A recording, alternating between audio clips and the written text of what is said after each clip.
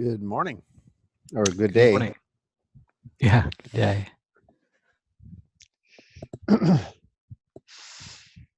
Well, um, who's ready to give updates?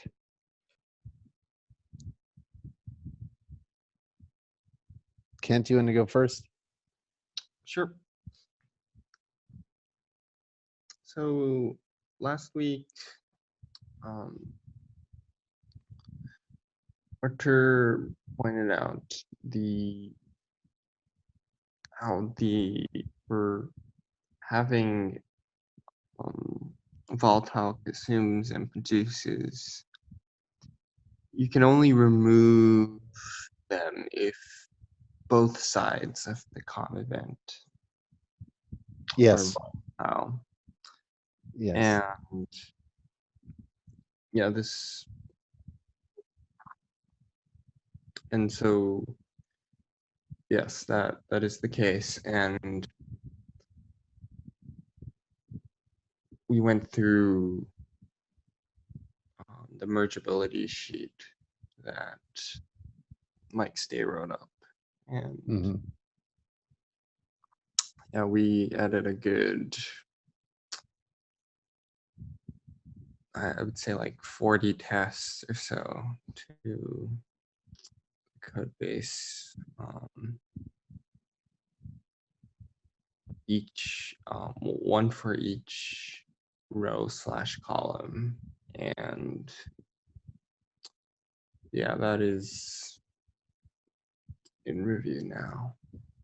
That's awesome. That's astonishing. That's amazing work. And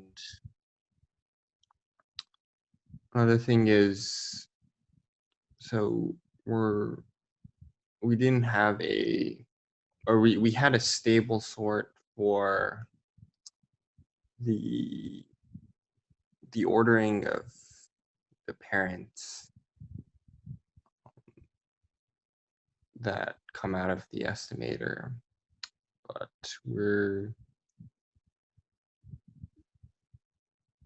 we've changed that so that the sort is not stable. Instead, it's first ordered by, of course, score of the block, but then the block hash will now affect the ordering, which should essentially make the estimator output deterministic on ties. And got it. I think this is something that slipped through, and it has been blocking the white block CI. Got it. And although I still have to follow up with Adam about this. Okay, this Yeah, is those really are good. my updates. That's all very, very substantive. That's really quite interesting. Fantastic. Thank you for that update. For those people who might be tuning in, you want to describe what volatility means in this setting? So volatility means that, or a produce or consume is volatile if the result after executing that produce or consume onto the state trie is effectively null, because it is matched against another producer consume, and or the effect on the channel that it's producing or consuming is null because it is matched with something else, and so there's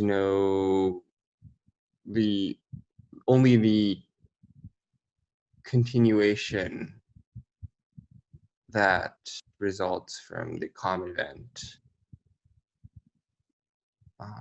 is executed, and the effects from whatever happens in that continuation will affect the try, but the effects coming there needs to be there's no reads or writes that need to happen to the channel in question for that event. Yes. And that recognition or being able to detect that fact fits directly into the Rolang 1.1 spec that I produced some months ago now. With the support for synchrony, both on the input side and on the output side, we're able to syntactically identify a whole class of those COM events that would be volatile. So if you look at the 1.1 spec, you'll see that there are some encodings for the syntactic sugar I'm proposing, and those encodings, all of those will be volatile. All of the supporting events will be volatile, or with the exception of one class of event. And so they can be marked as a part of the compilation process as matching up, and so never cause any of the tuple space ramblings that in terms of competition or transaction state that would otherwise soak up resources. So this work that you're doing now is preparation for being able to support that work, being able to provide this kind of optimization. So this is excellent. It's like finally we're starting to get ahead of the curve instead of being reactive. This is really great. Does that make sense, Kent? Yep. Awesome. On my side, I'm still working up slides for the square root stuff. I've been reaching out to Vlad to try to get him to engage a little bit so I can walk through the square root stuff with Vlad online, because I think it's pretty darn cool. I mean, it's really pretty stuff. And I'd like him to be around to understand the presentation. Yeah, so I'm working on the slides for that. The other thing that on the research side that may interest people here is, and I'll be talking a lot more about this in depth on the RCast this week. I want to talk a little bit about some aspects of currency where sort of currency's greatest strength is also one of its greatest weaknesses. If you think about the basic proposition of currency is that anything can be converted to it for the purpose of transactions. Anything, any good, any service, any currency instrument, all of the things that you might consider being subject to transactions can be converted to currency. And likewise, the currency can be converted to anything. So if you have currency, you can purchase or buy anything. Typically, it's sort of it's a cultural norm that money can't buy you peace of mind or love or those kinds of things. And there's there's all manner of humor and other cultural aspects that related to this very fact or aspect about the way we treat money, the way we treat currency or capital. And there are all kinds of interesting aspects of it, like currency is effectively digital, and as a result, it's subject to chaotic things. So if you do any sort of measurement-based conversion of analog substances, so for example, if you're at the petrol pump and you're pumping out what is effectively an analog measure of the petrol into your car, but there's a digital sampling that is associated with the price that one pays for the petrol. That A to D conversion is well known to be subject to chaos, in the sense that if you go around that loop, A to D, D to A, A to D, D to A, many times, it's sensitive to initial conditions, meaning that small changes in the initial conditions can result in arbitrarily large changes in the output of those kinds of cycles, or the behavior of those kinds of the quantitative behavior of those kinds of cycles, A to D, D to A. And so that's just one example of where this kind of conversion can demonstrably go south, because it puts you into chaos. And I mean that in the mathematical sense of that word. But there are other ways in which this interconvertibility goes south as a result of this interconvertibility of anything into anything. Essentially, what it means is you can turn apples into oranges because you can turn them into currency. You can turn water into wine, right? So you turn the water into currency and currency into wine. So that's the miraculous nature of currency. And as a result, that means that there's no objective valuation. You can't you can't rely on any sort of algorithm to give you valuations of things. Now, the interesting point is that programmers have been faced with exactly this kind of phenomena for a very long time. For those people who have programmed in C, currency, this aspect of currency is a lot like, a pointer to null, or void star, not a pointer to null. So it's a pointer to something whose type you don't know. In worlds like Java, this is like the object, right? It's the tippy top of the type hierarchy, where you know nothing about its type.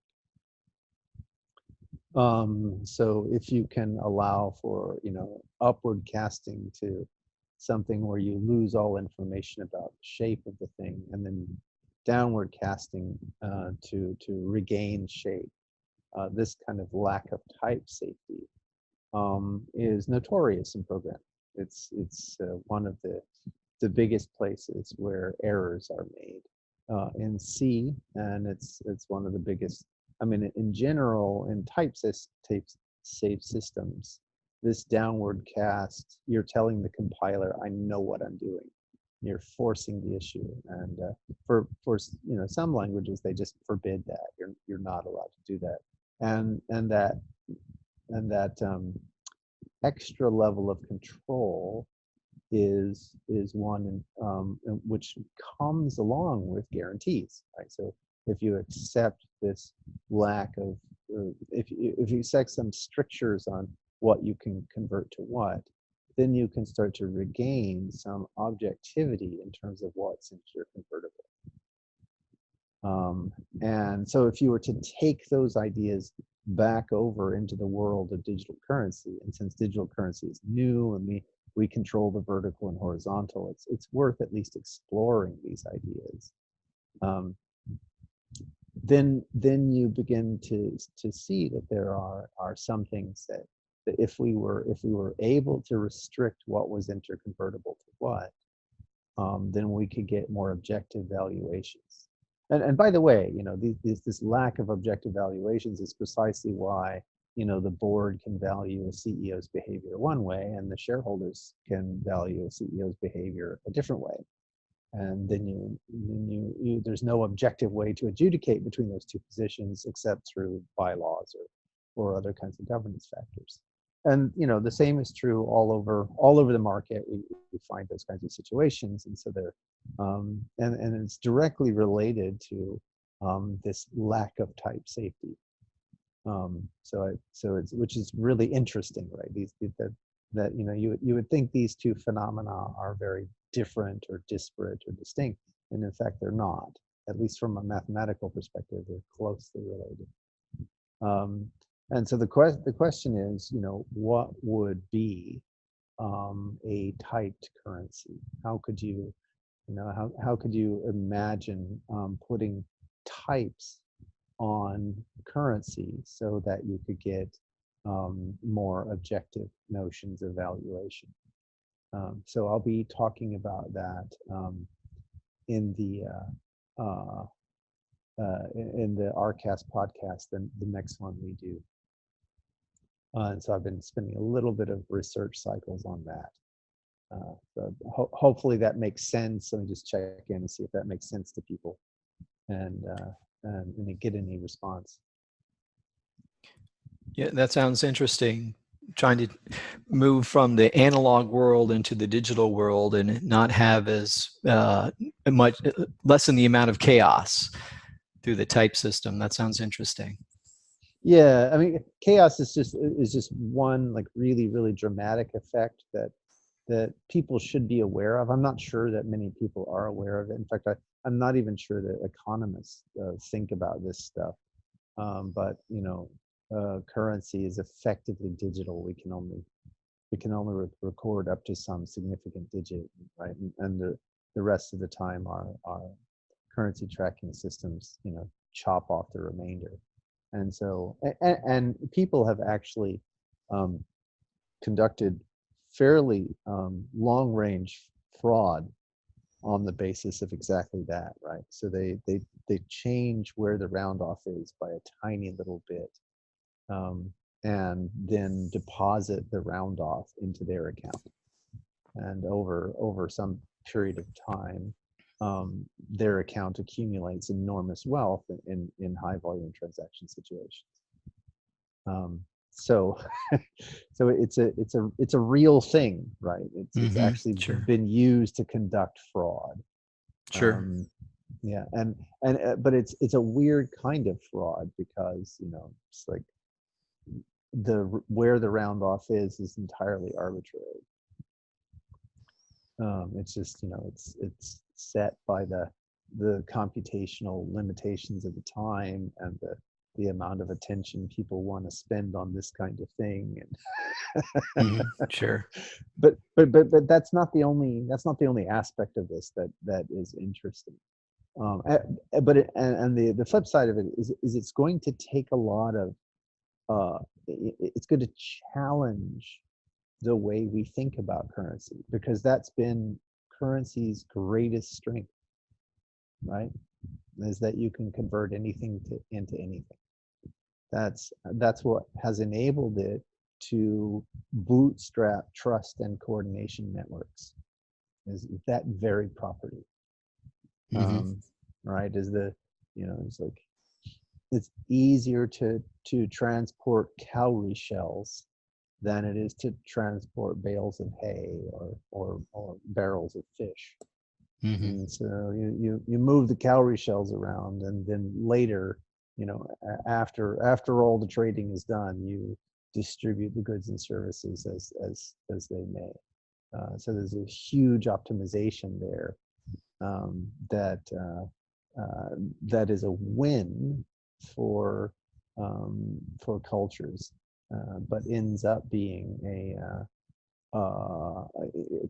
coming with massive problems.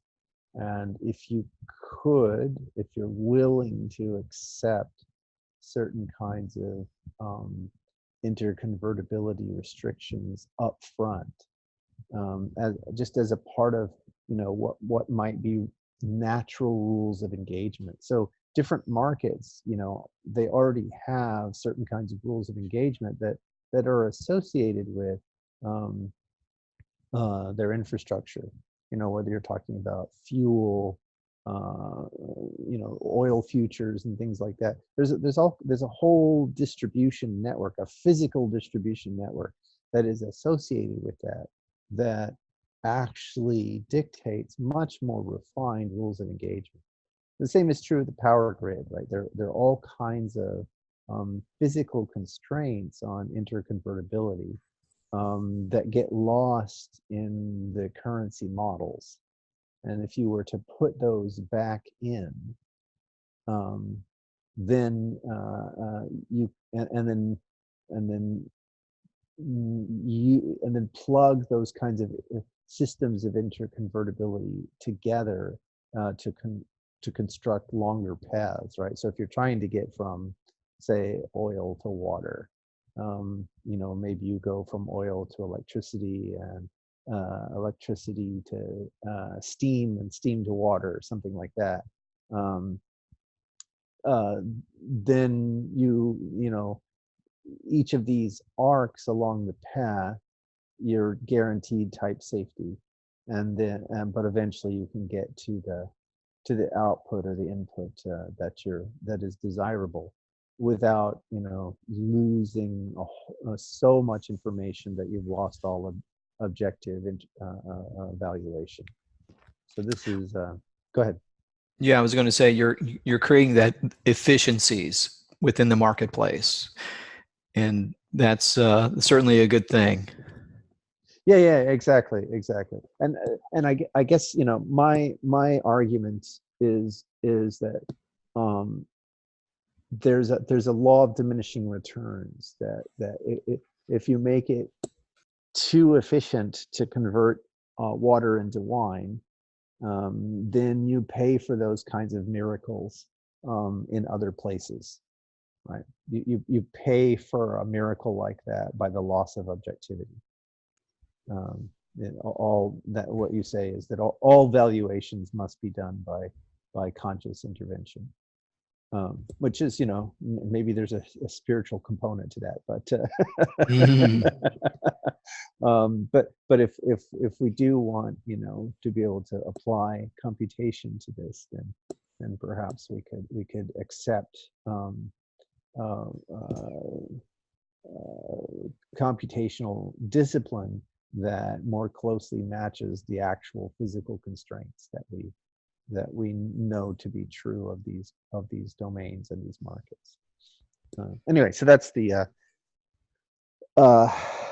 idea. Kent, does this make sense to you? I understand the immediate problem. I guess Cool. yeah, I don't know if I fully grasp the implications of it, but Yeah, well, I mean, I don't think any of us do, right? Because, you know, it's like all of us, you know, have grown up in a world where currency was a thing, right? None of us in this conversation grew up in a foraging hunter-gathering kind of society. Um, and if you listen to, you know, you've all know a Harari, you know, one of his points was that just moving from foraging to agriculture was a big swindle in terms of the individual quality of life.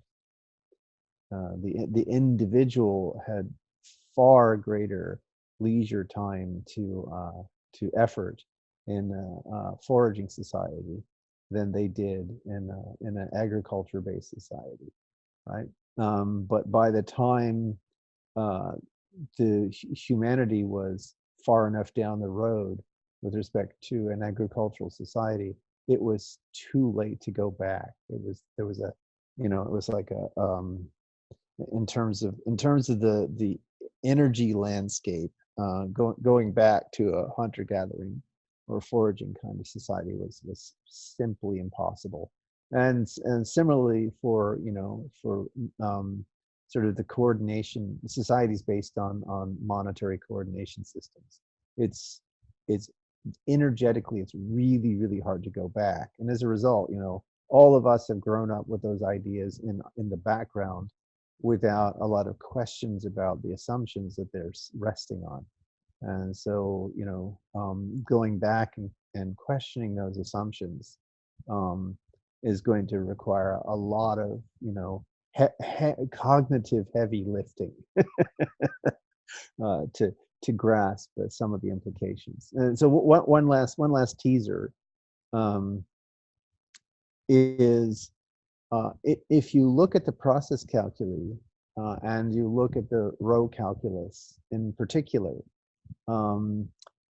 there is something that's really, really close to the currency idea, right? In the row calculus, the ontological commitment is that for all transaction-based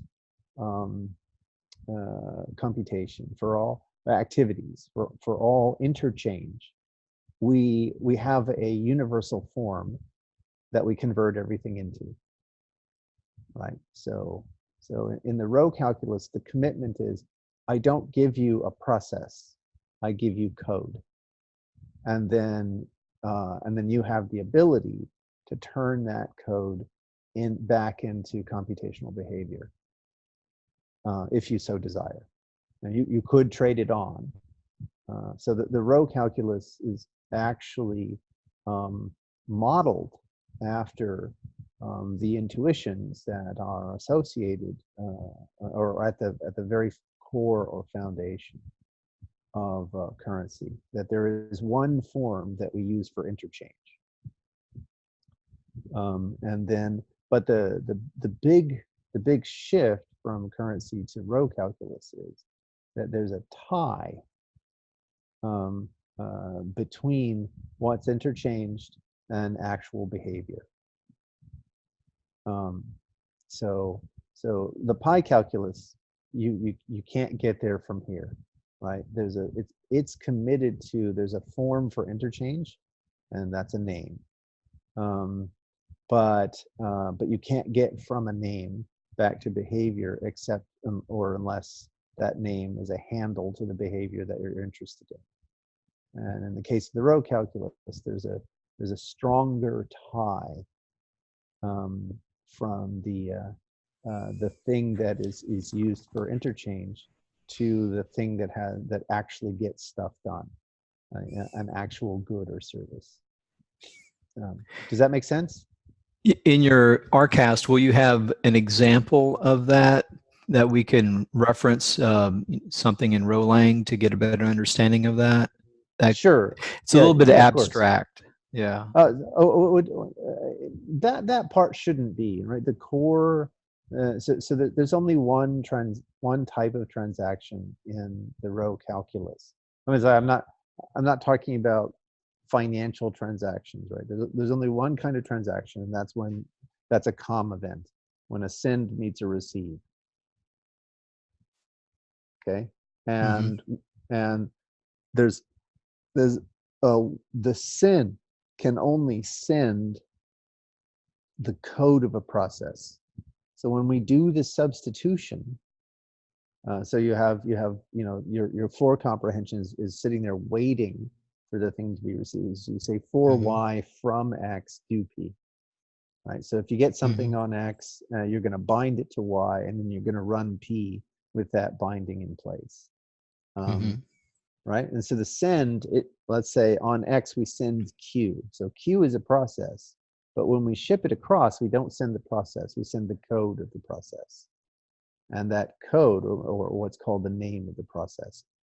So at Q represents the code, and that's what's bound to Y in the body of P when P starts running.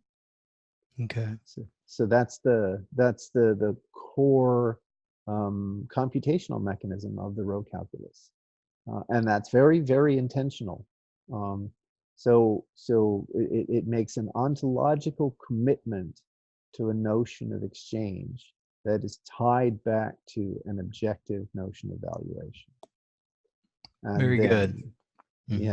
Yes. And so the interesting point is that because names and processes are correlated, they're connected, then any type system that you put on processes, such as one derived from the Kairos style spatial behavioral logics, becomes perforce by the recursive relationship between processes and names, becomes something that you can put on names. Remember, names are effectively our explicit representation of currency. So Right. then now we have a type system that we can put onto names. So namespaces in the namespace logic now describe types of currency, and restrictions on what you can send and receive correspond to restrictions onto things that can be converted from one thing to another. Very good. Yeah, the more further we go in the discussion, the more apparent all of this is. So I'm looking forward to the RCast to really get a handle on this. Good. I'm glad. I'm really glad. Yeah, it's a fascinating. I confess that, like so many of my ideas, I've been sitting on them for decades.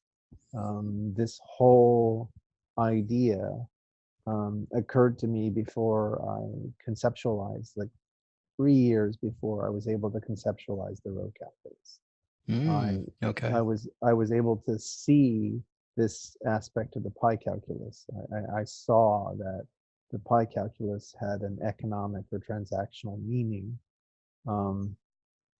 and began to recognize that there might be this notion of typed currency that could arise from this way of thinking about transactional behavior. And it was like, oh God, this is another one of these challenge all our assumption ideas. The economists will beat me up. The computer scientists will beat me up. I don't know if I ever want to tell anybody about this. Right.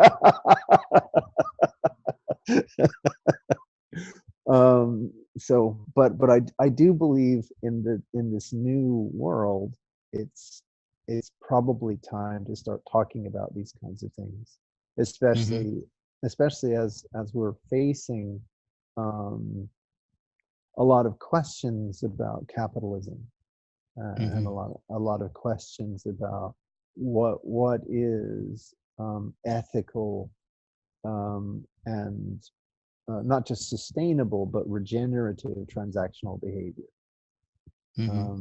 And so if you know, I mean, I think, like many people, I often feel at sea or more than a little bit out of my depth when I contemplate those kinds of questions.